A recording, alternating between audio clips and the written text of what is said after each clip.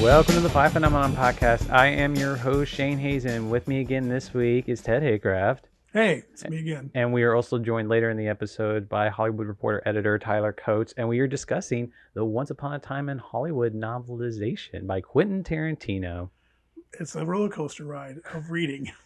But first, let's talk about what we watched this week. Do you watch anything interesting, Ted? Well, I think you'll be happy. I caught up to Another Earth. I've never seen Another Earth. I've seen Sound of My Own Voice, but I've never seen Another Earth. And then as you well What'd know, you think? What'd you think? Oh, I liked it. I really did. I was just kind of scared that I was going to be let down because I know so much about it. And really, it was real for a small budget at the time. Made a little wave, and it lives up to it. It was at South, or was it South by? I saw Sound of My Voice at South by. I think it's so, yeah. And then Reds, as you well know, we rewatched Reds again for some reason. I watch a lot of Greystoke. I've put that in. There was a reason for that too. I still never seen that. That's Andy McDowell. Oh well, Hugh Hudson. Hugh Hudson's been on my mind, which I'll say here in a second why. Okay. Summer of Soul was my new film for the week at the theater. That was wonderful. We mentioned that you were going to see that last week, right. I think. And then I introduced my sister and her friend to Streets of Fire, which they have never seen. How was that? They liked it. I said, "Isn't this a fun film?" And they really it is because it's on Netflix right now, isn't it? Yeah, that's right. Exactly. That's where I found it. And then topped off the weekend with 7% Solution. Former guest Nicholas Meyer, man, represent. So I think an odd movie I watched this week and a notable movie I watched this week, and the movie itself wasn't notable. The odd movie. Do you remember? It's Robert Benton's, I think, his first directed movie, Bad Company with Jeff Bridges. Yeah, right. That's a whole tangent I could go on about. There's a group of these kind of films, these kind of like modern era Western type films that I got to catch up to, and that's one of them. You haven't seen it? I have not seen that one. It's on Amazon Prime right now. I was in a kick because the one indulgence I allowed myself with the Criterion Barnes & Noble half-off sale was to get Parallax View, and I do this every time. I start going through Gordon Willis's list of credits, and I start realizing I haven't seen everything of his, and just there's so much more. And there's some really, really big production department heads on this. I mean, Gordon Willis shot it. Ralph Rosenbaum edited it. The author of When the Shooting Stops, one of the best books on editing. The Silberts, I think, are on it. So many of these films just get lost in the cracks and just get overlooked and forgotten about. Well, it's with such a great pedigree. And I don't know if it's their first follow up to Bonnie and Clyde, but it's. I mean, I can see why it fell through the cracks, unfortunately. Right. It's really Jeff Bridges, too. That's what's so funny. It's like, I want to say it's right after Last Picture Show or something like that. Doesn't he go on to do another Benton film like Nadine, or is that Bridges, too?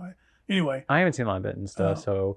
the other one, which I saw last night, we're socially distanced right now, but I might have gotten COVID last night because I went to see a movie. I went and saw Black Widow. Yeah, don't spoil anything. Not going to spoil anything, but it was my first movie. I've not only sat next to someone at the theater, but our friend and former guest, Aaron Smith, said that they're getting a series of sellouts for Black Widow. And the theater was sold out. It was my first sold out show. I didn't wear a mask. The one person in the row was wearing a mask, and it was interesting seeing a big movie back. But yeah. So we are going to do this episode on the wonderful new book, the Once Upon a Time in Hollywood novelization, that its writer-director Quentin Tarantino actually wrote. And we spent a lot of this episode talking a little bit about relitigating the movie or a lot of the movie too. A lot of the movie. But we also didn't. Ted, you have a book about novelizations. It's called "Light into Ink: A critical survey of 50 film novelizations." And it's a really, if you're into novelizations, this is a really book. They did it in color and they did it in black and white. And you got three. It gives you a description. There's basically, it comes down to novelizations. There seems to be like basically three type of novelizations or movie time books, you want to call it. The one that it's a book already been done, and the movie's based on a book, and so the book is just re-released with a new cover on it or a movie tie-in sticker on it or whatever. And then there's the actual novelization of the script. That's like written based on the shooting script and written very fast by a working writer. Right. And then the third one is uh, uh, Are there books that are made after the movie's a success? right. There's that, but there's another one where uh, uh, it's written, but it's totally has nothing to do with the script. The writer almost has a carte blanche to go into his own directions. Like John Borman goes back, like for example, Zardoz, he goes back to his original script. It wasn't a script that he never used in the movie, Uh-huh. and fleshed it all out. So you actually find things in Zardoz that were never in the movie, and and not in the script either, shooting script. So it's That's apropos of the Once Upon a Time in Hollywood novelization. sort of right. But even though I want to say this to me seems like a brand new, unique situation, and I also want to say that Quint and I are close in age, and when back in this day when you went to movies, you didn't have DVDs or cable or anything, so you wanted to have that movie with you and revisit it. So movie tie-ins and novelizations were a way to do that.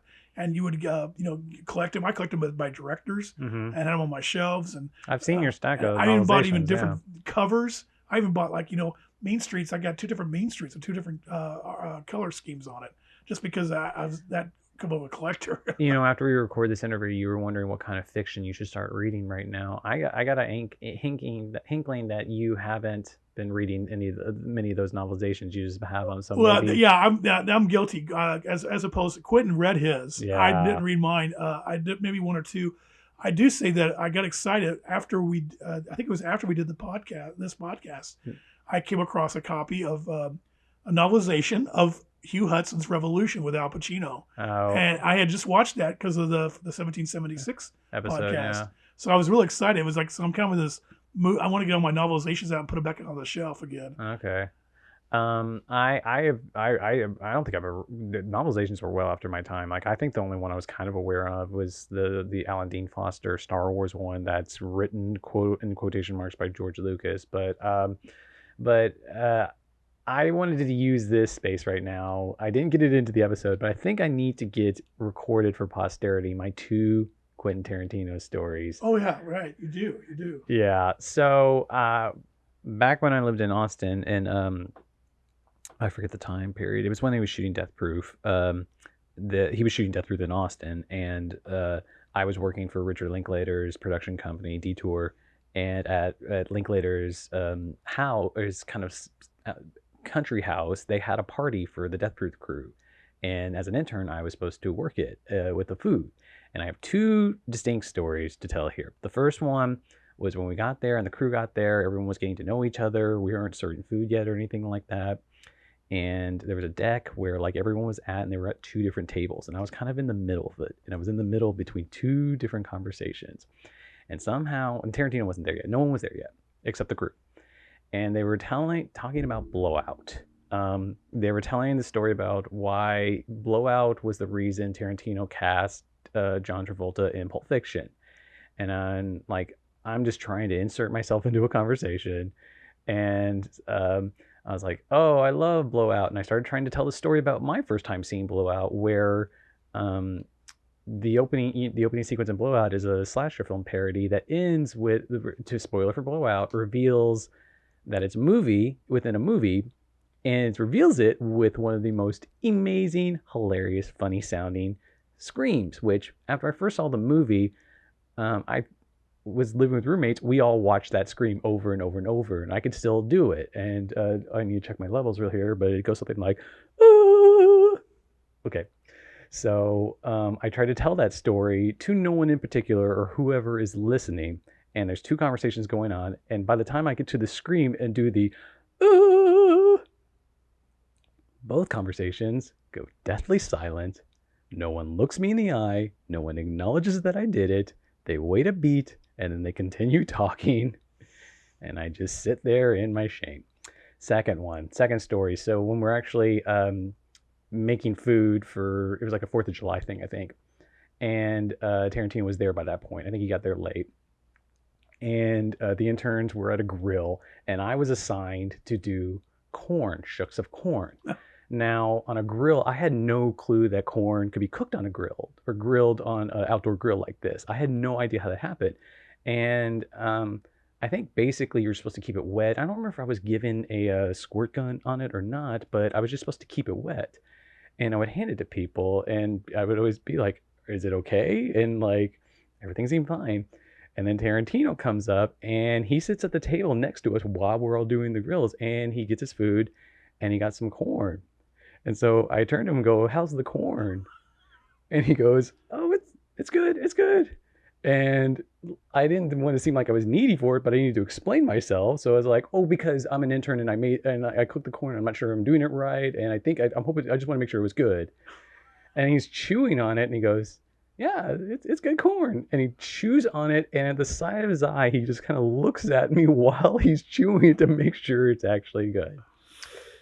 Of all the things you get to talk to Quentin Tarantino is about how good good is your corn? Your grilled corn. Well, I just want to tell him I made good corn and he wrote a good book. And may that be our segue into this episode. And Quentin, if you ever want to come to Evansville, we will grill you some corn. Well, you will. I've already done my bit for King Country on that. Yeah. All right. I hope you enjoy this episode.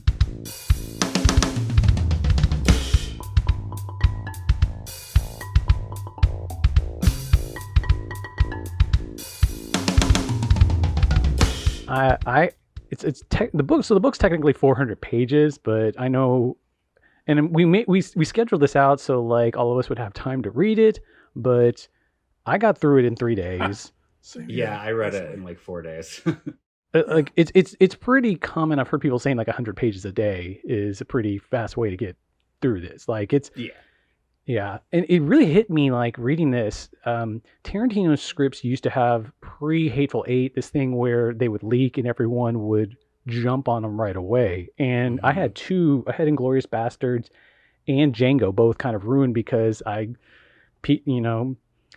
to mix my metaphors, but peeked in the cookie jar or opened my Christmas present a little too early, started reading. And this read like a prose version of his scripts, to me at least. I don't know how you guys felt. I probably have not read one of his scripts since Jackie Brown when I was in high school. So really, okay, a long time, yeah. Okay. I don't read as many screenplays as I did when I was in high school and thought that that's what I wanted to do with my life. So, right. Well, I think they've been taken. I think they're not on the site anymore. But he was doing these recent essays, these reviews of movies. They took them down? I looked for them the last time and I couldn't find them because after I was reading this book, and I was thinking, I love these reviews because Quentin would go on these tangents and go all of a sudden he'd go off the topic and all of a sudden he's like he's doing an Escape from Alcatraz, but also he's talking about Charles Bronson. Tyler, have you read any of the New Beverly essays? He's been posting. Tarantino's been putting some of his criticism on the New Beverly blog. Okay. And so there's just these wonderful diversions and tangents stuff. So that's the first thing when I thought when I read this. Right. I was reading this book. I was like, oh my gosh, he's doing his down the multi-path of reviews and thoughts, putting it in this novelization or I don't know what you want to call this. That's another thing we need to address. This was a two-book deal, and the second book is supposed to come out that he supposedly is finishing up. But I want to say he's been doing the podcast circuit and some talk show circuit, and the book is called something like Cinema Exploration or something like that. Like he's trying to do a dry Andrew Sarris style title for it, but this book, he also told this story on one podcast I remember where he was talking to his ex-girlfriend who's an English professor, I think, and she knew his next book was going to be film criticism, and he asked about the novel, and she said, "Well, I think I got a glimpse at the film criticism book by reading the novel." Mm-hmm. Yeah. Of course, here's the interesting thing about it. What is in the criticism and the film history? We're getting the fake stuff. Right. We're getting the fake stuff mixed with reality stuff, and then we're getting true reality or Quentin's perspective of it. So there's like 4 or 5 things going on in your mind as you're reading this.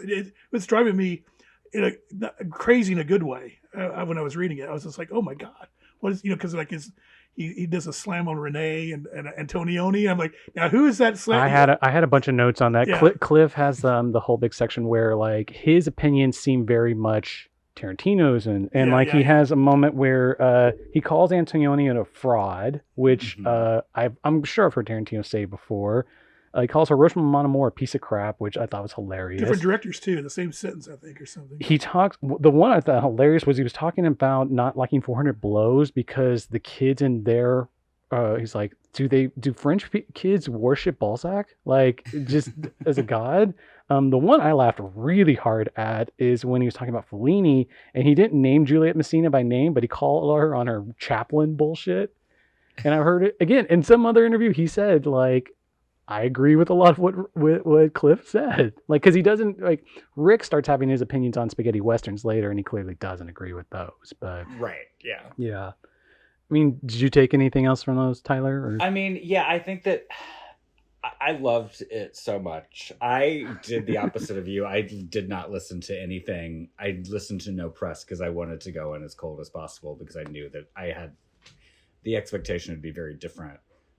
Which is you also knew it was how going to be different. Okay. Yeah, that's also how I went into the film too. I just like truly was like, I'm refusing to watch anything because I knew I had so many ideas of what it could turn out to be. And like I truly felt up into the last 20 minutes completely surprised by everything that I was seeing. Like I did not expect the ultimate ending to go the way it did. I was still like sitting there like on the edge of my seat wondering how he was going to fuck with history with this Right. And I also kind of loved how that is really just used as an aside in this book, because this book feels less about, you know, a story that the film is telling and more about like, these are collections of stories that I'm assembling. I think some are based on true stories that like all the guys that he surrounds himself, that he loves or he loves so much that he dedicates the book to. You know, he's just been hearing these stories from these men for so long and kind of created this incredible fantasy / historical novel that I just find, you know, I mean, I was so like more engaged with this book than anything I've read so far this year. And it makes me feel like I just need to go read like a lot of Elmore Leonard or something for the rest of the year. That is high praise. Part of the reason I wanted to have you on here was we need to talk the literary stuff there. I wanted to go in the dedication page. He dedicated the book to his wife Daniela and his son Leo, but at the bottom he names 6 actors from this time: Bruce Dern, David Carradine, Burt Reynolds, Robert Blake, Michael Parks, Robert Forster, and forgot the 7th, and especially Kurt Russell, because of the stories those actors told him particularly. Yeah. The mentioning of not reading or listening to any of these podcasts gets to a particular point. I want to put this question to you two. How much are we? Everything we're going to talk about here is, I feel like, a version of spoilers, because a lot of the interesting stuff is the differences or the expansions. But at the same time, I've listened to like him on this circuit, and his definition of a spoiler is very, very liberal. Like, he'll talk about the end of the book. He'll talk about. He's revealed a lot of stuff on these podcasts so far. What do you guys think is what we should and shouldn't talk about in terms of spoilers? I would say I would not listen to this podcast had I not have I not read the book already. So I feel like, and the movie's been out for 2 years, I feel fine about spoiling things. Okay. Yeah, same here. I think you established this your series of podcasts. These are deep diving somewhat. So I think hopefully our listeners, and I hope we get new ones, but that they expect that from us. I'm still on the I still haven't finally tuned that policy yet. Yeah. So that's why I'm a little questioning of it. But at the same time, it's clear you have to read this book. You have to have seen this movie to read the book. And you alluded to it earlier, but one of the crazier things to me is it's on page 110 of a 400-page book, the ending to the movie. And when you were talking about the movie itself, I always thought of the movie as having this great structure. Tarantino is the person that introduced to me the concept of the hangout movie. He always describes it. He always uses the Rio Bravo or Dazed and Confused as example, but they're movies that are like long with very defined characters where you want to hang out with the characters. There may not be a lot of incident in the plot, but you like, and so this movie for the first 2 acts is a hangout movie, and well, actually probably the first 2.5 acts. And then, as you were describing earlier at the end, because we know Manson's there. And the Manson family's there. We got a destination, even if we don't exactly know what's going to happen. And that's a fun structure where it allows Tarantino to have his cake and eat it too on it. Yeah, that's. I'm still kind of speechless how to articulate this book and how what he condenses and what he expands, what he goes off on. I mean, it's just I've never encountered anything like this. I mean, let me backtrack for a second, Shane, if you don't mind, and ask Tyler, what did you think of the movie? What is your take on the movie? I love the movie, and I think it. I mean, I saw the movie I think 5 times in the theater.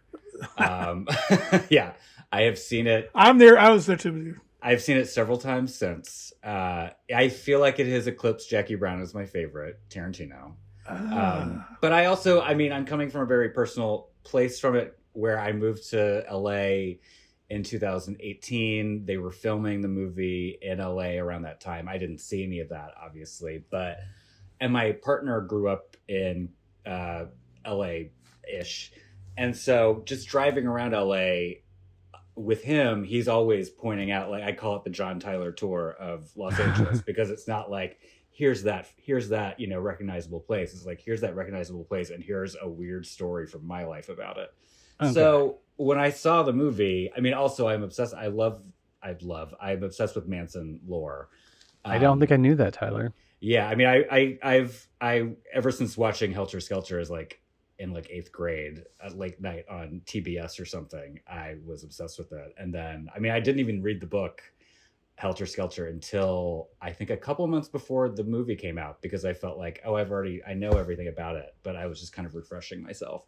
And Karina Longworth's season of You Must Remember This, I think, is phenomenal. I'm a big fan of that too. Yeah. For the same reason. So I think just like, and so I've been really into like 60s LA through reading like Eve Babbitt's and living here and just it was going to see more movies since I lived here, coming from New York where I was seeing a lot of theater, and there's none of that here. So I just started seeing a lot more movies again. I just felt like this movie dropped at the exact right time in my life. And I just also love Tarantino so much. I mean, I say he's my problematic fave. I find, I felt like this movie was the culmination of him. It felt like he was really engaging with critics in a really fascinating way. I think he was taking a lot of the criticism of his work to heart, and also really fucked with the expectations that critics have for his films. I think that this one is like the most tender and sweet, while also still being very like hard and edgy, especially with that ending. And I think that the ending especially just like sets up, an incredible moral quandary that his audience has to deal with, which is like, can you justify this extreme violence? Well, of course you can, because they're awful people. Right. So that, I just find that whole thing to be so smart, and like he truly created a film that I think engages with the audience in such an incredible way, while also being like him. I mean, it's like Tarantino, like from beginning to end.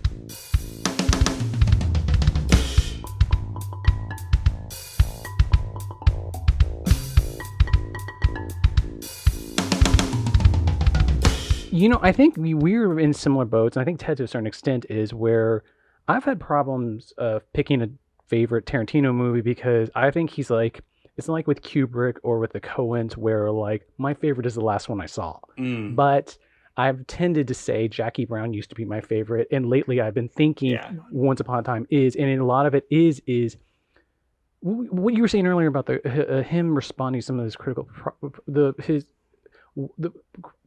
issues critics have had in the past. I have for a while I thought he was either one of our top American filmmakers or one of the best, but I still had, I think since Kill Bill, like I kind of got tired of two things that he's really, really leaned into. It was the chapterizing of 5-act movies, but the chapterizing kind of got a little overused and seemed like, for someone as interesting, a little too old. And I was really getting annoyed that every movie was motivated. Its big motor to get you through the movie was a revenge story. And I really kicked in around Kill Bill, where I was like, Park Chan Wook's doing this better, but then and he kept doing more revenge movies, and just the simple fact of getting through Once Upon a Time in Hollywood, the movie, no chapter titles, just I mean it's a clear 3 act structure, but like I just it felt like a different filmmaker slightly. Well, let me ask you both, you guys, this that, I mean, I maybe just this might show how maybe dumb I am, or I'm overlooking something obvious, but it seems like the movie and the book seem to be so unique and weird, and you can't place it in, because I mean, you try to explain the movie to people. It's like, well, it's just a couple guys, and you just kind of follow them around in Hollywood. I mean, I felt like I'm in new territory here with this book and this movie. It's something I've never experienced. Even Just because you're saying like you can't, if you tell someone the plot of this movie, you don't think it sells them on it. not so much that, just trying to, there's not an A plus B equals C with these things. It seems like you said, the Hangout movie. It's like it's something very almost like a new genre or something. Well, it's it's funny. Does it make sense? One of the things he's been saying lately is like in terms of writerliness, like Tarantino takes pride in how good at exposition he is, because he'll bury them in these long, maybe you call them hangout scenes, but these scenes that seem like you're just goofing around with like flashy dialogue, but he's putting the example he keeps using in Once Upon a Time in Hollywood is when you first go into Cliff's trailer and meet Brandy. Mm-hmm. And you feel like you're seeing how Cliff lives, and you see that he's got a cute dog that loves him, but Tarantino makes a point. I'm telling you, this dog is trained very well. Yeah.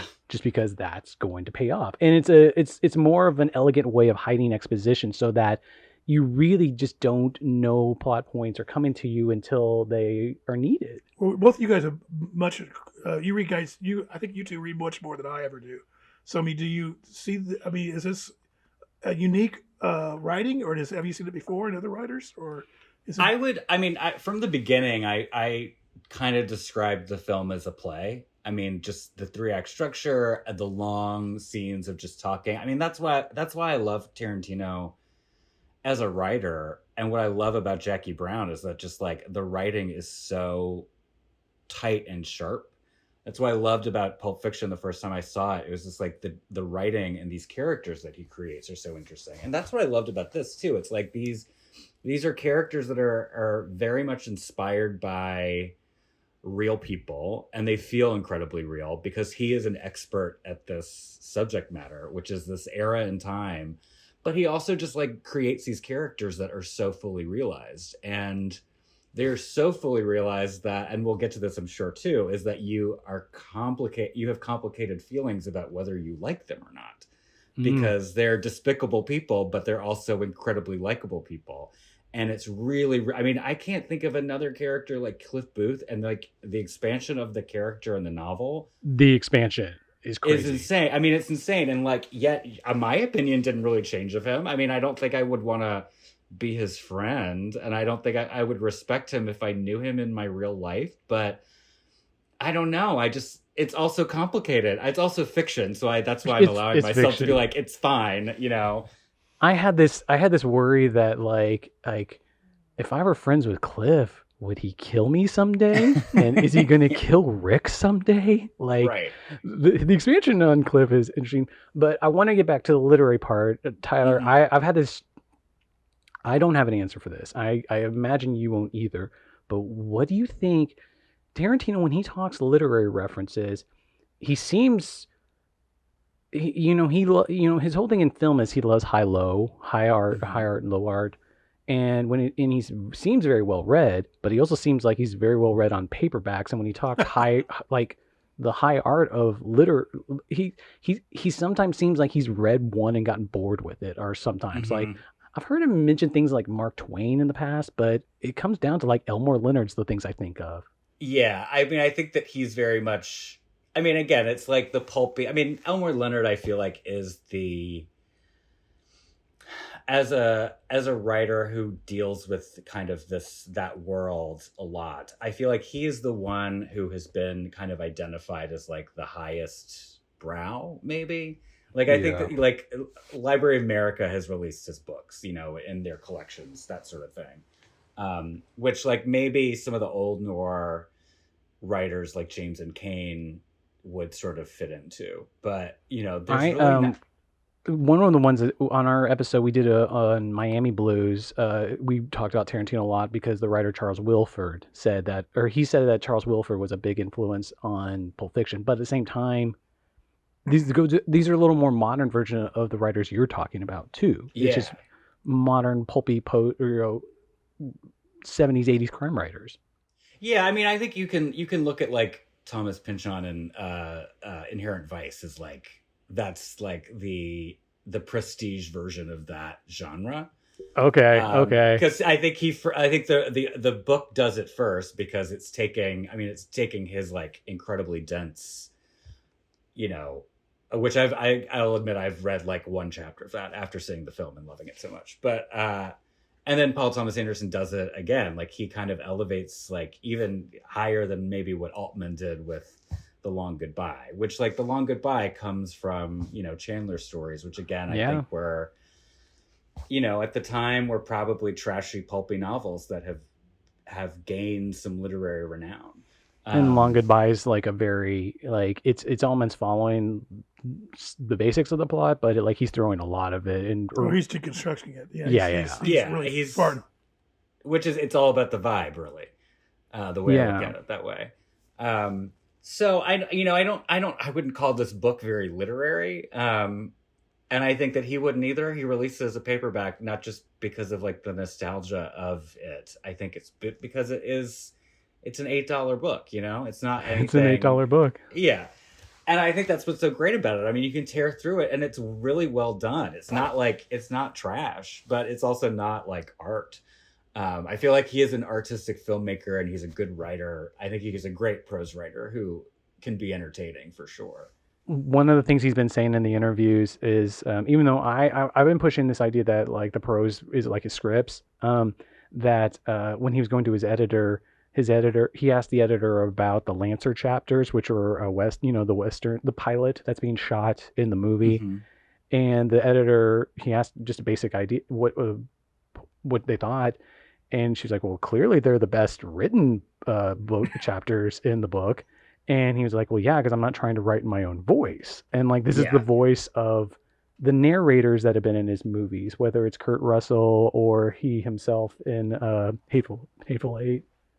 It's the other literary thing I've been thinking a lot the last few years about the difference between a prose style that like flows very easily to read through. Like I think it's a compliment for the most part, as long as you don't feel dumb reading this, which I don't think you feel dumb reading this.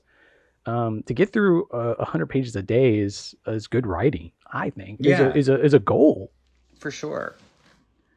I mean, you know, I think I also read Lonesome Dove last year, and Larry McMurtry, I feel like, is also he straddles that line too.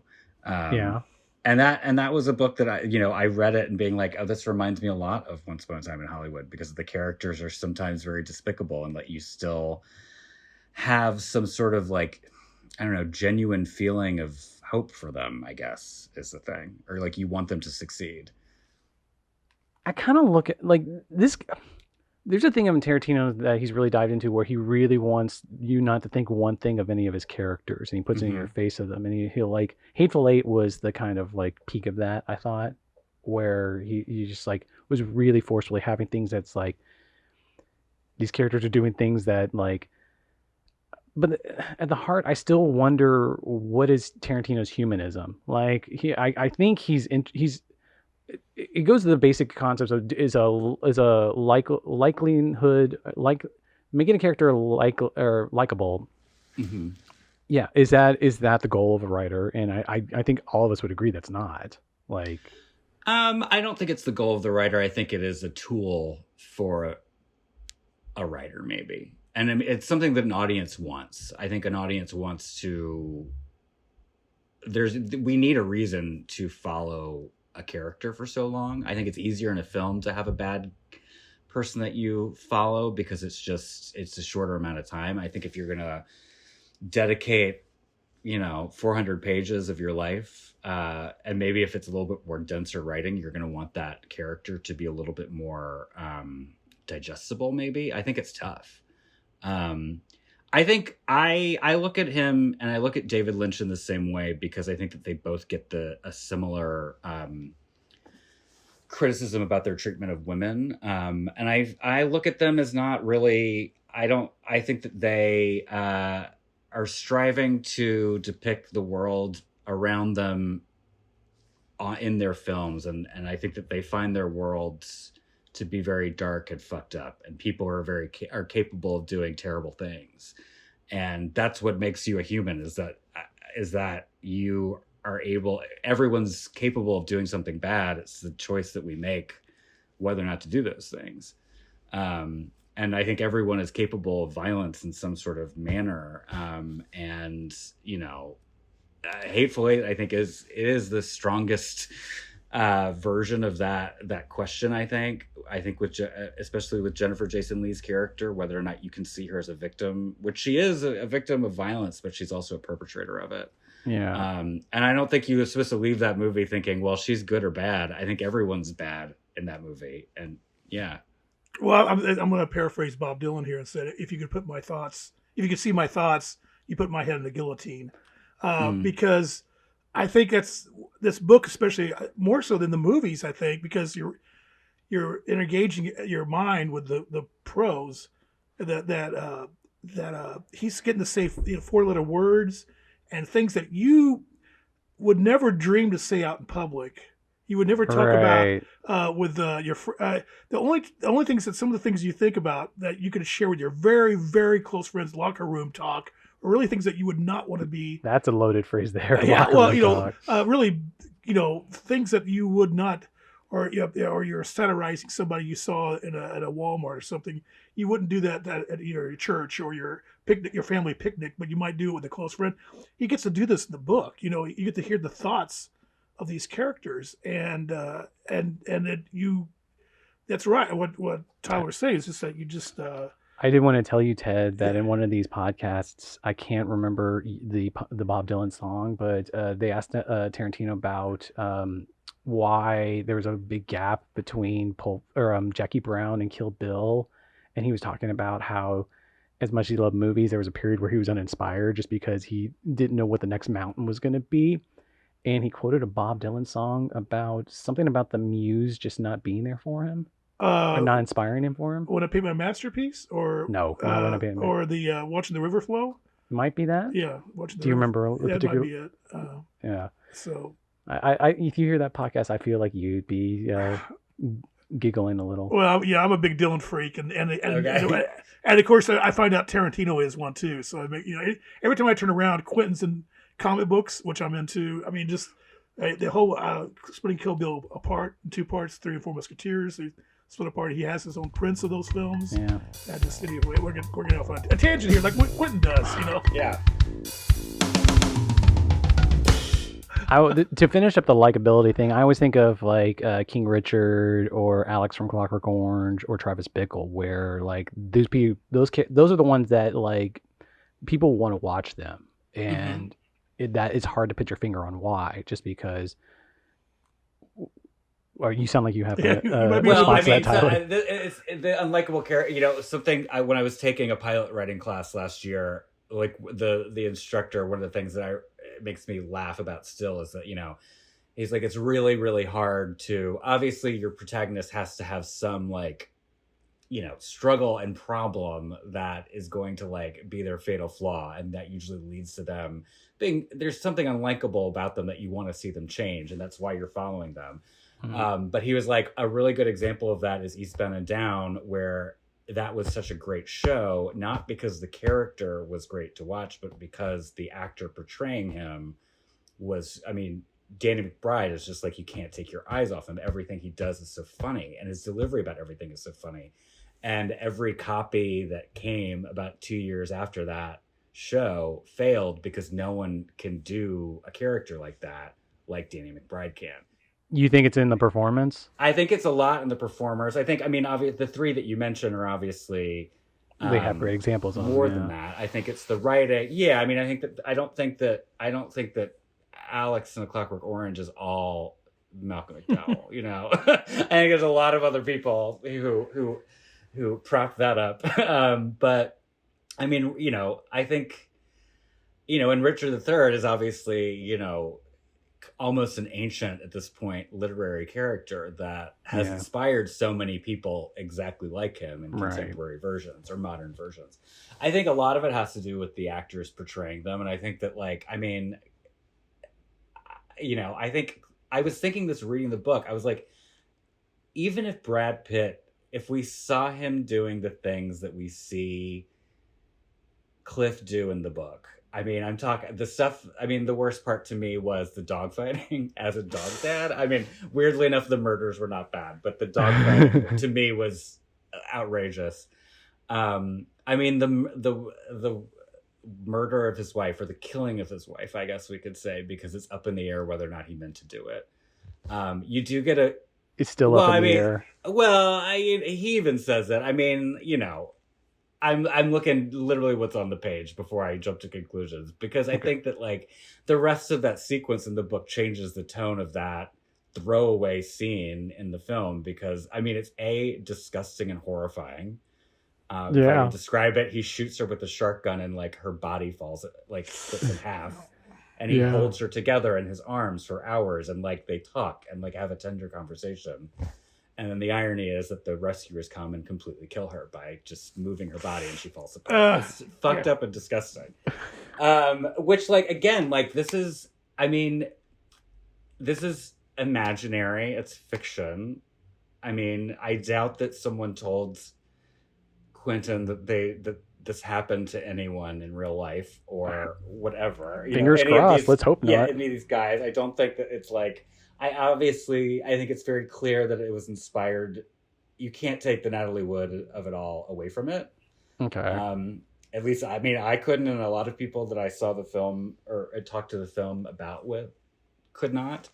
But I think that, again, that he's playing with these Hollywood myths and these Hollywood legends and reinterpreting them for to fit his own imagination, which I kind of really appreciate. And I don't know anyone else who is bold enough to do that. As you were saying about we get to hear his character's worst thoughts, and I don't think I think it's such a bad faith reading, which people do this with him all the time, as they do with a lot of people, to assume that he feels the same exact way as his characters. I don't think he does. I think I wholeheartedly don't think he does. I think the trick is that I think he wants no one to think he does. Yeah, I didn't mean to infer that either. Oh, I didn't think so either. No, but I mean, it's more, but it does give you a liberty, a license to, I don't know, to be a freedom.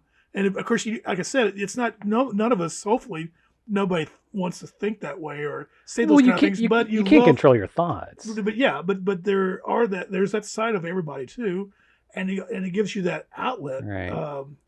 I want to one thing I want to throw in here too, going back to this. You said that this is maybe one of his best films, if it's not his best film. And I think of Clint Eastwood with Unforgiven. Mm-hmm. That Clint got to that place with Unforgiven, and I want to say they almost have the same kind of structure in terms of Clint doesn't. He's anti-violence in the whole film, but then all of a sudden he has his cake and eat it too. It explodes in violence, and again, and the same thing with this with the Once Upon in Hollywood. It's a whole different Quentin, where just floating along, having a great time, and then he has this he throws that sequence in that the real extreme diehard Quentin fans that want to see that kind of stuff. Are you? Well, we're going to talk a little bit about rewatchability, but I watched this movie. I'm with you, Tyler, and I know Ted's the same way. Especially since buying the Blu-ray, I've watched this movie so many times. I think I saw it 5 times in the theater too. Yeah. But that's the sequence. I still guffaw every time the dog food can comes up. Every time. I missed a chance. I was at a little show. And Nick, what's the special effects guy from The Walking Dead, Greg Nicotero? He had on his phone, and Lucas saw it. My friend saw it. I didn't see it. He had on his phone. We were up in the hotel room showing Zoe Bell fighting the puppet dog, The dog was a puppet at one point. Was Okay. and I missed seeing that. And I was like so mad because he was showing it to some people in the room, and I just heard for the first time. I didn't realize it, but you know the big shot where you reveal Rick's trailers behind the trailer park and the drive-in. Excuse me, the drive-in. Yeah. And you see the cars there. All those cars are model special effects. Oh yeah, I interviewed the production designer, and she like explained how they did that. Like that's one of the very few, like I mean what I also respect about this film is that like it's very very very little CGI, and that and she was one of the first interviews I did for the Hollywood Reporter during Oscar season, where I realized like it just kind of blew my mind, where she was just talking about, you know, I gave her a bunch of different locations, and we were discussing like the process of recreating them. And one of them was the shot of the Taco Bell. I heard him explain that too. Yeah, where like it's just in that my favorite part, which is the out of time sequence where they come back to LA. Yeah. It's dusk. You see all the neon coming on, and they found an old Taco Bell, like, I mean, probably almost in Orange County, where they like redressed it. I don't even think it was an operational building. What he said was that there was one of the that I just heard in a podcast today was that it was like the trick of it was that, you know, Taco Bells or their Wiener Schnitzels have very distinct designs, and so what will happen is when they close down, other restaurants or the places will take them over, but they're not going to change the design on there. Right. So they were saying it was the last Taco Bell that like had that design. Right. And they basically like they made an arrangement with Taco Bell to like they were going to like get this like redo the signage to like give back to Taco Bell like as artifacts for their museum. But again, like they probably spent weeks on this one location that literally takes up a 5 to 10 second shot. And like that to me is like what, like that blew my mind. And I even said that to her. I was like, you know, it really never occurred to me that you would put so much work into what amounts to 2 to 3 seconds of film. And she's like, that's literally all we do. Like we never know how much it's going to be in the movie, but like we're doing it because we're trying to make it as real as possible. In this movie, what's always been great is there's so much glorious money on screen. Like it's like, did you ever hear him say that one of the influence on the camera work was Max Ophuls? I haven't heard that, but it makes sense. It makes sense, doesn't it? It's such glorious, elegant, invisible camera work that seems really expensive. Yeah. And also, like, as you were saying, I thought about this too, you know, the chapter title stuff of his, that period of revenge films, which I remember the first time I saw it in Kill Bill, I really didn't like it because it was so inconsistent. Like the titles and you know, did you have a problem with the font at the beginning of Kill Bill? Oh, 100%. I really and Inglourious Bastards. I did not like the first Kill Bill when I saw it, and then I watched it again and really liked it because I thought it was just like, well, this is just like the violent Quentin Tarantino that is good, but I want like the funny, I want the sharp writing, I want the dialogue. I think when I remember when Kill Bill first came out, everyone was like marveling how little dialogue there was. Right. I remember it did blow me away because I didn't know he was that good of a director. But because I mean, Inglourious Bastards, I love. That's I would say in my top 3.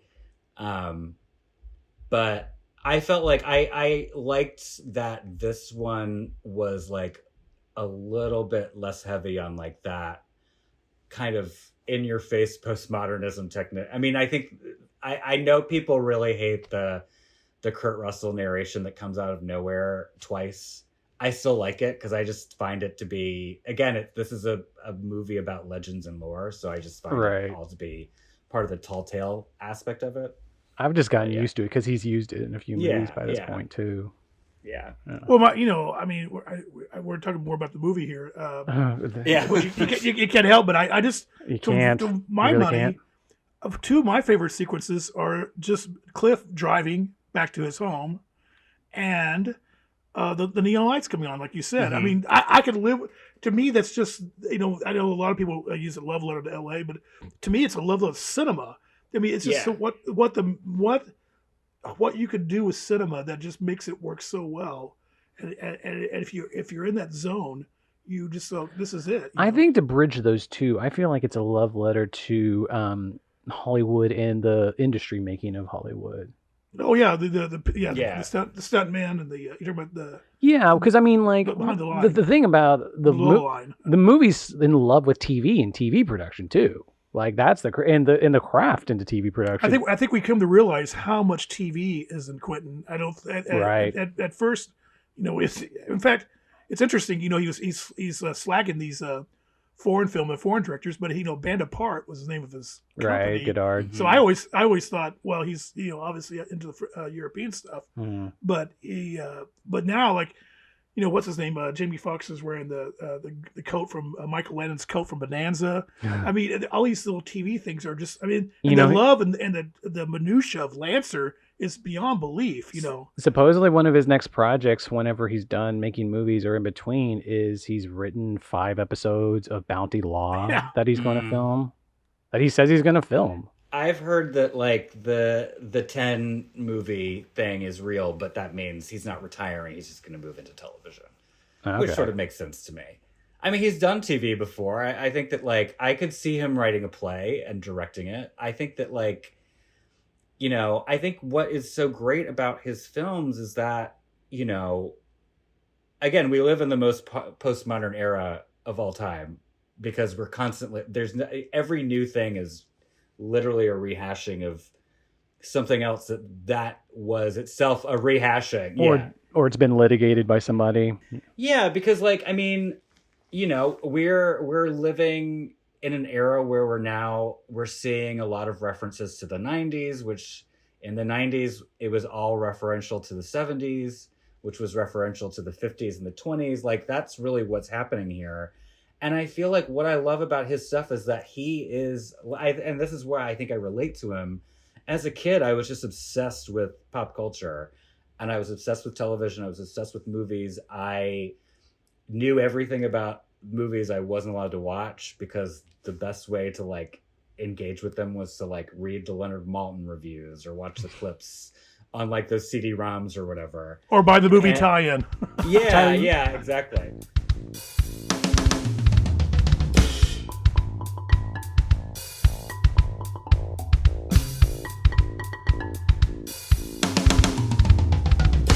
Tyler, you know what I was thinking about the other day is, in Pulp Fiction, the Ezekiel speech is lifted from. Do you know which film it's lifted from, Ted? The Ezekiel speech. It's rewritten, but it's taken from like a Shaw Brothers film or something. Oh, I didn't know that. It's not exactly a Bible quote.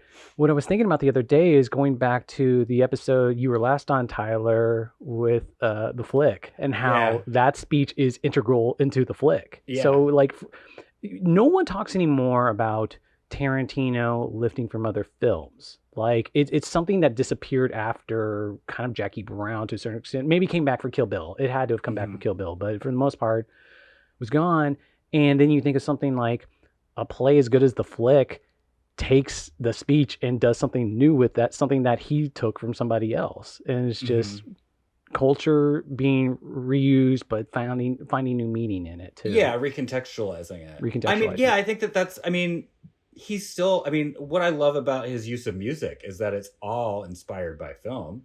I mean, you're thinking about Cat People and Inglourious Bastards. I mean, that is such a beautiful sequence, and the reason why he picked that song is because it's from a movie. Or Judge Rodin at the end of this too.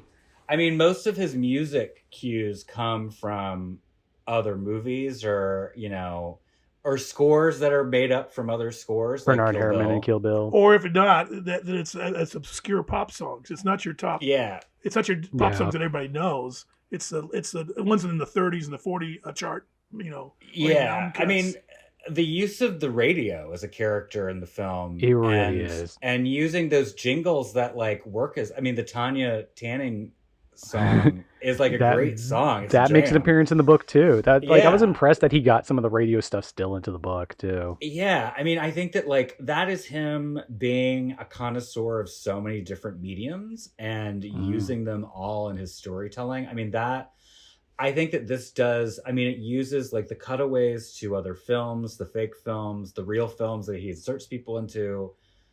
It is the world building, I think, is just phenomenal. Like he created a whole new world of a world that like already existed that,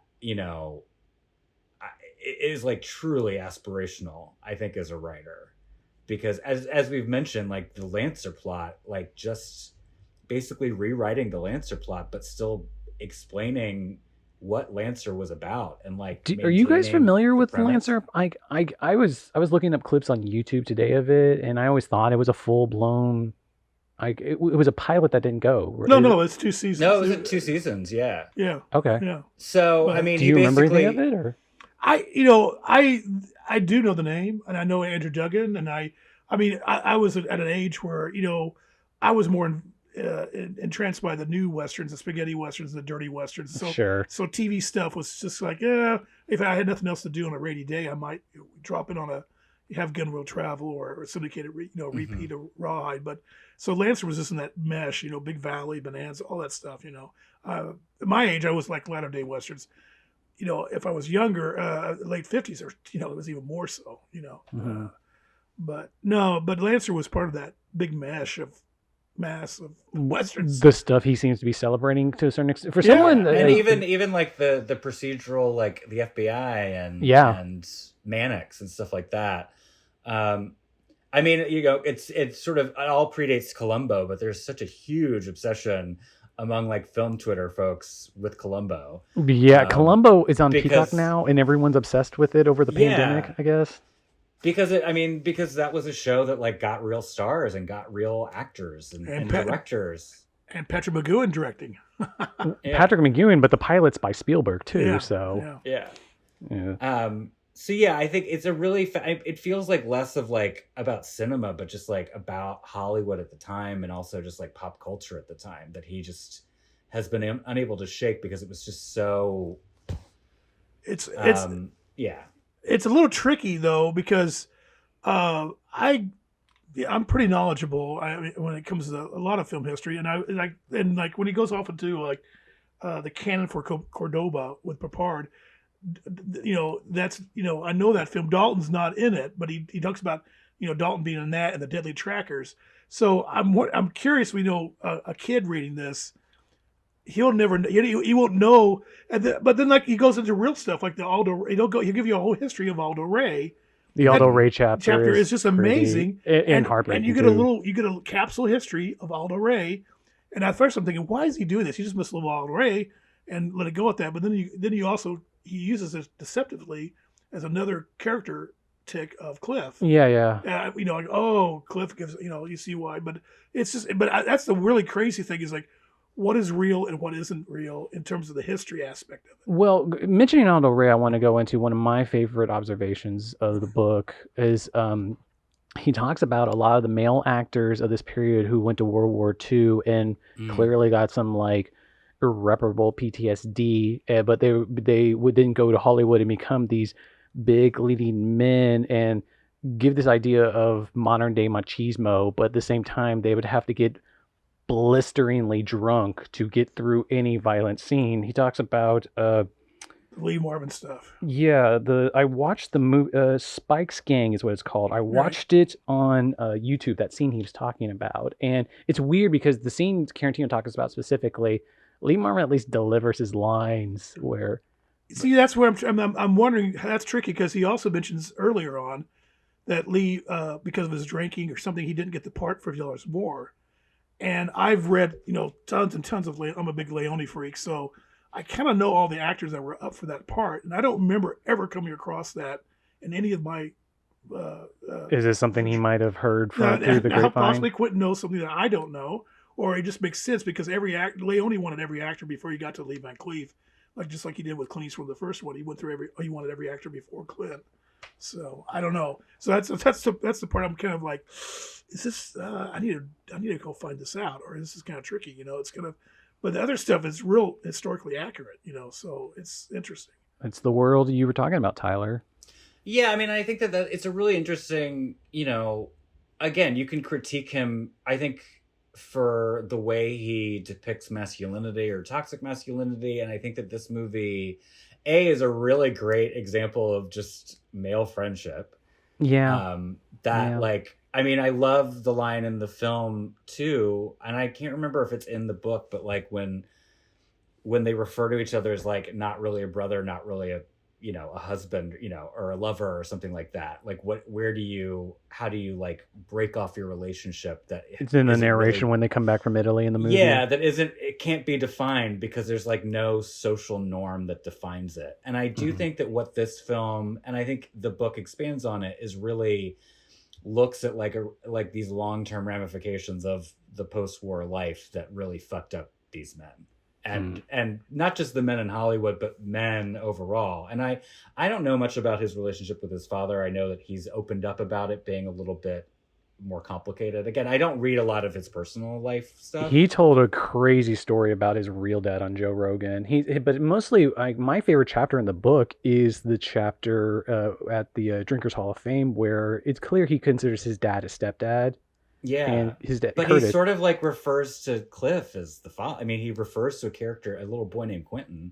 Yeah. He also calls himself out. Like literally, he makes his own cameo and a reference, like a flash forward line. That has made the multiple appearances on the podcast. I mean, we were talking earlier about his criticism that's on the New Beverly blog.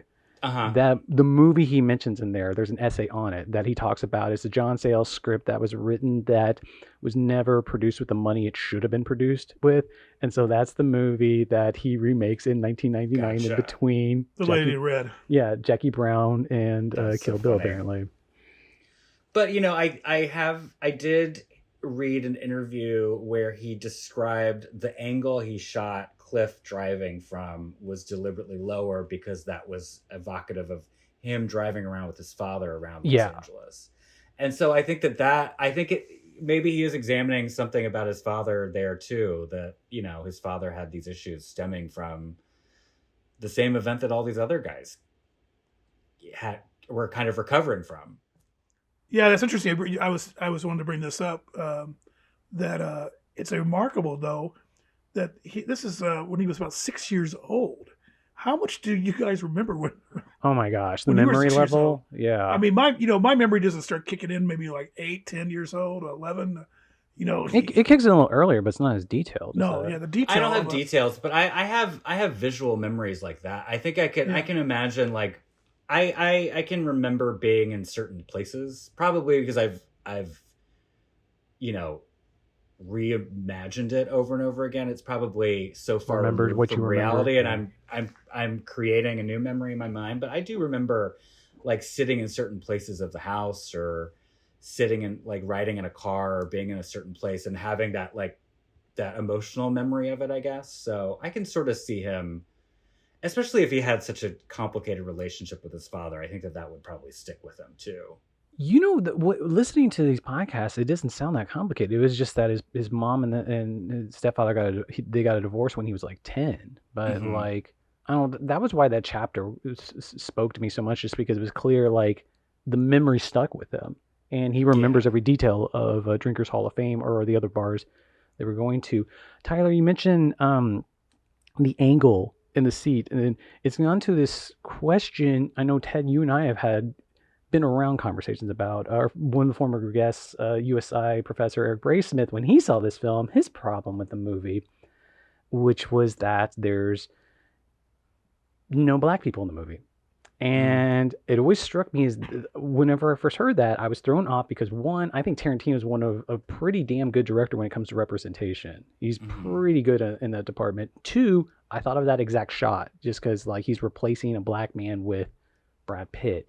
Do you guys have any thoughts on this now, especially because he did finally address it in the Joe Rogan podcast, and it was very quick too, because he was just like, he was talking about critiques of the movie, and he lumped it in where he said he's got some critiques about Vietnam's not mentioned much in the movie, which, to be fair, one of the Manson girls does mention it.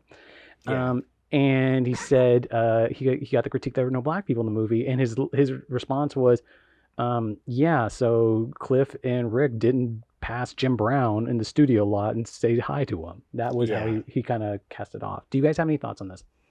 I mean, I think that if there were going to be more black people in the movie, they'd be in service positions, and that would have been its own critique. I mean, again, like he could have written those characters in, but in Hollywood at this time, you mean? But he's Yeah, I mean, he could have written the actor characters in, I think, maybe, but I don't know. Again, I don't know how much like even social integration among like those characters there would have been, really. I mean, I'm talking in like, maybe at work you would have seen each other, but how often would they have actually hung out together? I don't know.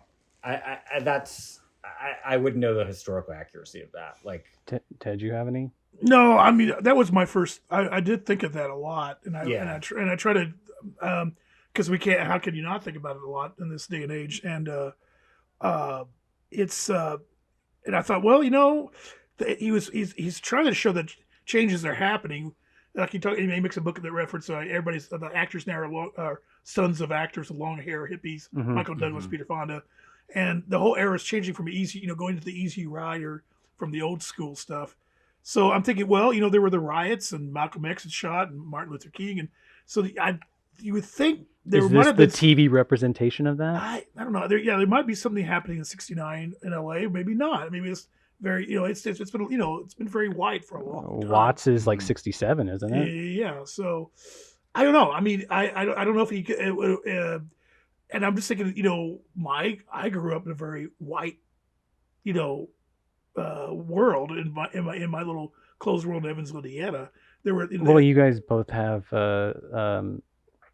father figures that were African American. no, yeah. Then my mother.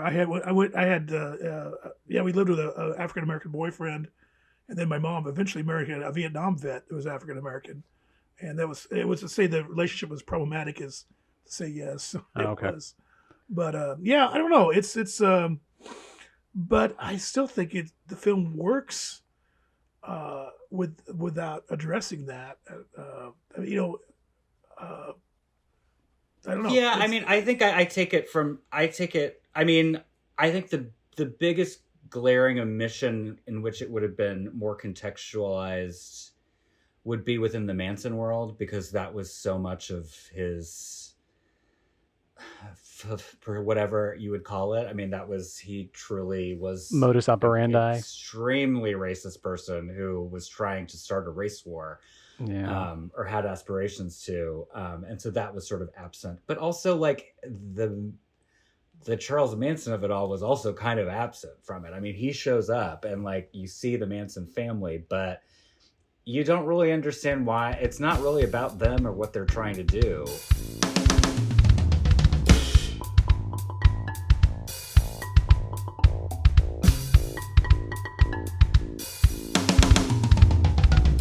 It's funny because we watched this with my mom. My mom came to visit and we took her to see it at the ArcLight.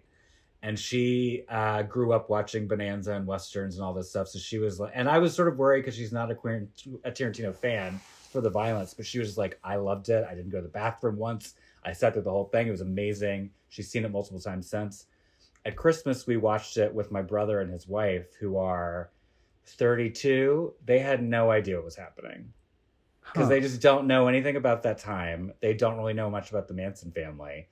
So they were just sort of like, what was that? I guess that was good. But like, is that what happened with the Manson family? We're like, oh, no. That was historical visionism. But like, they also had no clue about Hollywood at the time. So like, so I think that there is a weird, there is a barrier of entry. I think that you have to have like some knowledge of this world to really understand the nuance of the story itself. I mean, I think that you can enjoy the film for what it is, but I think that what we're talking about is, I think we're talking about this stuff because we all have a knowledge of it and like an interest and obsession with it. And I think that I'm very curious to see how this movie ages, really. Yeah, that's a good point. Because I don't know if it is going to be as received as well for that reason, because I think it's going to be harder for people to get into it.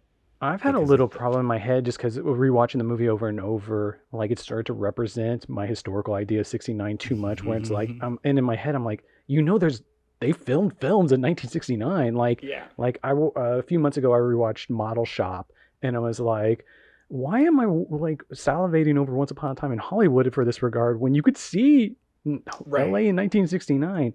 I was going to say, Tyler, I did show my dad and stepmom this film, who would have been 18 at this time. Hmm. My dad wasn't into it, but he did kind of casually say, "Had some good music." Yeah. My stepmom was really into it. She was over this week and saw the book on my coffee table and was just like, "Can I borrow that book?" Oh, I that's got a question. funny. I was curious. What do you think about? He kind of pulled back on Rick Dalton stuttering in the book. He kind of modified that somewhat. That Seems seems like like it disappeared. yeah, there's a little bit. A little bit where they actually referred to, like, It's in does the Wanamaker dressing refer to room. it? It's Yeah. whenever he's Yeah. getting his look on, and he was just like, they were like, "Is this going to continue?" So I thought that was curious how there is some slight. It's not. I mean, it's not like you could take the book and the movie and throw it and mesh it all together in one big piece. Oh, You can't do that with that. I mean, the distinct thing about the book that really blew my mind was the ending of the movie is different from the ending of the book. And Hmm. I reread. There were two passages I reread before going into this, and two of my favorite passages, including the very last chapter, the very last scene, just because supposedly what had happened was that was a filmed scene that they cut because it felt like it was into the second act and it was just felt too much like an ending, but it also felt like the thematic bow on there. But reading that ending, it's just equally as touching. And Hmm. um, Well, it is interesting how absent Sharon Tate is from the book. Um, and it includes her, but she doesn't. and the Mansons Yeah. at the end, like it's where are they going towards at the end? I think what was really interesting, my read of the ending of the film is sort of bittersweet because Right. at the end Sharon Tate isn't murdered, which is wonderful. And like that is what I think that like what is so touching about the film too is when you see Sharon Tate watching herself on film and being like just so enamored with just like this excitement of seeing her and like getting the laughs and all that stuff. It's so sweet. And And knowing that what she did worked with an yeah, and audience. then having that over the murder of her overhanging all of that as being so tragic, and it is extremely tragic. It still is tragic, and is much more brutal than what happened to the fictionalized murderers in the film. Like you can't really claim that the film was overly violent when they perpetrated something much worse Right. in real life. But I think that what was interesting about the film's ending to me is that it sort of is like, okay, well, how does reality deviate in this world? Like, is Sharon Tate ever going to be famous in this Mm. version that he There is created? no Because exploration about what happens with Sharon Tate's she career was after this. really she became famous because she was murdered. I mean, all of her movies were re-released because of the murder, and it's sort of touched upon when she goes to see Valley of the Dolls and Kate Berlant doesn't recognize her, the box office girl. And I think about that a lot, is that this movie sort of shows this sort of bittersweet idea of what Sharon's life could be, where maybe Rick Dalton succeeds, and for Rick Dalton to succeed, that also means that Sharon Tate doesn't, but she also gets to live. I don't know. And so I had a really different reaction to the book in that way, is that the book didn't really give me that final feeling about being kind of just happy that like she gets to live her life in this imagined Yeah. way and still gets to have her child, and maybe Roman Polanski doesn't do what Roman Polanski does, and how that sort of thing. And like this idea that he's changing history for good, not just because it's fun in a revenge tale kind of way, the way that rest of his revenge films have been. That's true. Like you really don't. Comes a certain point where you're not 100% sure with the ending relegated to the way it was, why the Mansons or family is even really in the book to a certain extent. Right. Besides the fact Yeah. that it's representative of the movie. I was going to say with the ending, when we're reading it, what made sense a lot about it was, so supposedly the original, what was shot in the movie was like the whole, almost all the Lancer pilot was shot, or the majority of the Lancer pilot was shot and was going to be integrated into the movie. And I think the way it ended, the book ended, was probably similar to the way where you find out the end of the Lancer pilot through actors reading lines to each other. Like that's how the scene plays. And that seems like a very neat way of bringing two storylines together and an appreciation of Hollywood. But I think I really see your point, Tyler. I see your point on the film. I think that the criticism that I read of the film that I think you could make a valid point for it is that he's, it's a love letter to this era in Hollywood, and it's a love letter to, and I think that the criticism was, oh, well, he's really,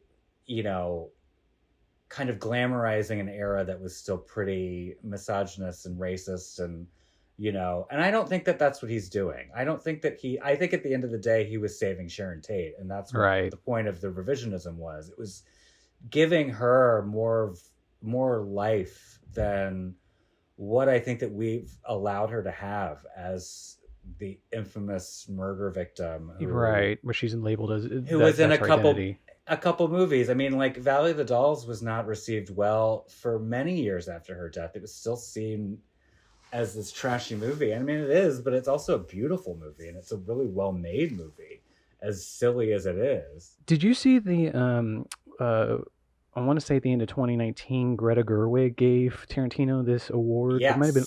Do you remember her speech from it? Yeah, I think of that speech all the time, and I think that her speech is 100% true. Do you remember the quote? It was something along the lines of, he shows the world, cinema is a world that we want to live in, and it's a world where it's like, if something with Hitler, like loses World War II, and Sharon Tate lives.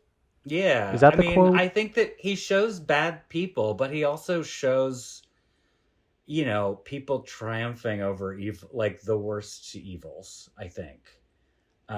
Which is why I relate him to David Lynch in the same way. I think David Lynch is just fascinated with the presence of evil in the world, and how it can manipulate someone, how someone can allow themselves to give themselves over to it and live their lives that way. And from the vantage of a surrealist Montana native. Yeah, I mean, there's much bigger things about that. But I think at the end of the day, I don't know. And maybe that's because I interviewed Kyle MacLachlan, and that's his take on it too, as someone who's worked with him for so long. But he's always, he's looking at the evil that lives all around us, and he's showing it in such an extremely insane way, in a kind of metaphysical way. But it still exists. And I think that, I think this, especially the way that he depicts women in his films, they're victims just like they're victims in real life. And they're bad women and they're bad men, but they're also good women and they're good men, and they're complicated people too. I do think a lot of one of Tarantino's heroes he keeps revering is Brian De Palma, and Brian De Palma got a lot of the same accusations against him, and De Palma supposedly pointed out that, look, putting women in danger makes you care more when watching a movie. You seem to be more audience members seem to be invested when a woman's in danger than when a man's in danger, in the ways cinema danger. One real quick question I want to put to you both on about the ending, that differences between the book and the movie, and this is an interpretation I had of the movie that I have never heard anyone else say, but it was from my first viewing. Immediately, when the credits rolled, this is exactly what I thought, was that when Rick goes up to the Polanski residence, knowing where Jack Nicholson's career was at this time, and where Jack Nicholson, when he was in the Corman movies, was not the best actor in those movies. In my head, I was like, holy shit, Rick's going to be in Chinatown. That's an interesting take on that. No one else I've ever heard anyone have this, so you don't have to be charitable to me about it if you're like, no. No, I mean, I think that there's certainly, I feel like physically there are a lot of similarities between Okay, thank you, Tyler. Nicholson. I would argue that if Sharon Tate lives, maybe Chinatown doesn't get made. Yeah, that makes way more sense. And once he made Easy Rider, it was it. That was his trajectory into superstardom. Well, but also just, it doesn't have to be specifically Chinatown, but it's also I didn't find out for weeks till after the movie that they used the FBI episode that Burt Reynolds was in. Mm-hmm. So why doesn't Cliff have Burt Reynolds' career in the 70s? Is that possible? Well, Burt, if Polanski makes a perfect movie with Cliff, does Cliff have a career in the 70s? Because this is all being said with No, I think if Rick was in the right film with the right director yes, he would have become a major star. Okay. And that's one thing that's kind of ties into what I wanted to point out. I want to read this quote I wrote. He goes, 5 years of ascent, Oh God. 10 years of treading water, and now a race to the bottom.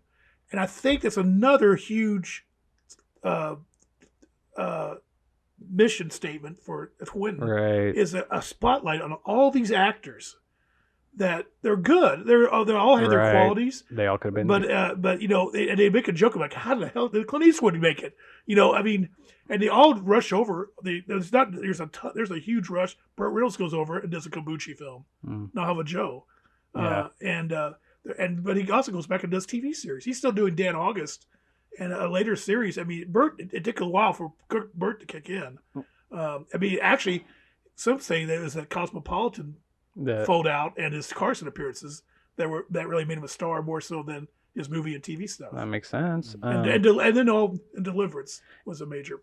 And to be fair, all these questions I have, I think it's just like the fairy tale storybook title and the way the music ends. And I thought this, but Tarantino, for someone that like wants you to think about these characters after the credits roll, like he's written a book called The Films of Rick Dalton that supposedly, if his cinema book does well, is going to be published. So, and in these podcasts, he's given a lot of details. Like, um,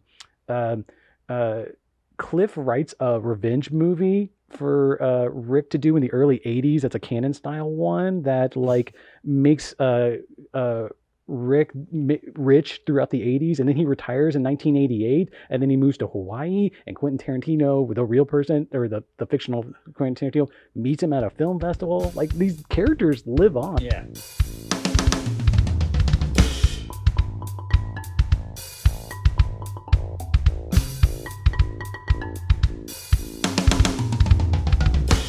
I forget who. I was hearing this quote the other day where Dustin Hoffman, I forget who it was. It wasn't.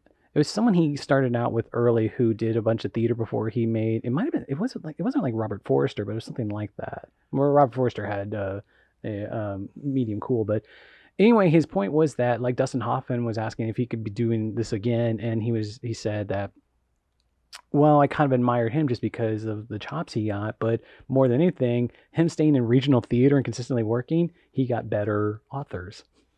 Okay. Actually, I think Tarantino told that story in one of these myriad podcasts. Like you mentioned Carson, he treats the fascinating thing I find about this like tour whenever he has to release something is like he clearly treats it like he's going on Carson, like on long form too. Yeah, I just love. I mean, I'm very excited for more of this. Honestly, I like if there's more of it, I won't be upset. Like I just love this world this alternate world that he's also inserting himself in. I just think is really one of the supposed things that is next. Do you guys know it's the second to last chapter where there's a mention of he meets with his agent or the foreign agent Marvin Schwartz that Pacino played, and he's going to have a meeting with Sergio Corbucci at a his favorite, was it Japanese restaurant in LA or.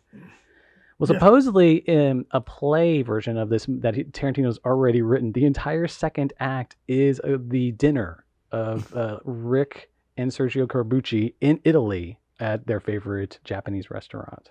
So, he's described like, he always talked about like these different alternates of the Kill Bill world he could have done and like the anime he wanted to do that like he got bored of after a certain point. Just he's like he did too much and. This is the one where it seems like he's followed through with it. He's like built out this world and he still has a little more. Yeah, maybe this is his Linklater approach. It's just going to be his before trilogy. Once upon a time in Hollywood every 9 yeah. years. Yeah. Wow. That would. I heard somebody was reading it, the book, and they had IMBD next to them every time there was a reference or something, and they were constantly going. I wanted to end on.